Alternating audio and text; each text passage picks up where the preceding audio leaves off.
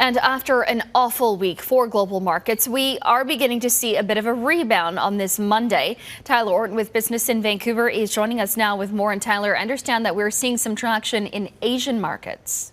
Yeah, this is very important because we've seen those go up by gains of 3% in mainland China indexes and nearly 1% of a boost in Japan. Very important because the Bank of Japan is actually promising some stimulus promises ahead of any possible damage done by coronavirus. Now, this is important here in Canada because the Bank of Canada has its own rate decision to make this week.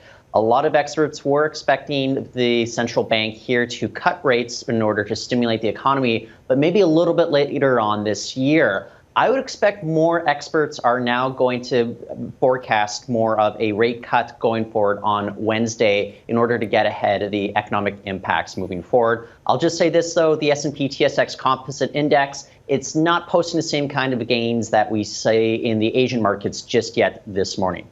All right, we'll keep an eye on that. And another story that is affecting the Canadian economy big time is the disruption for the Coastal GasLink project. But with a tentative agreement now in place, what are we seeing?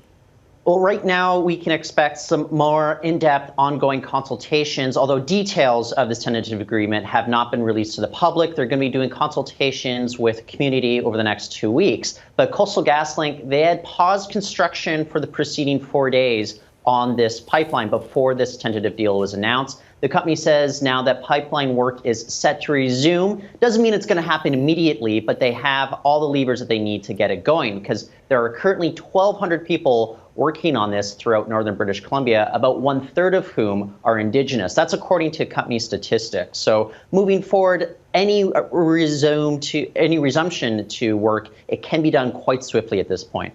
All right, Tyler Orton with Business in Vancouver on this Monday. Thank you, Tyler. Thank you so much.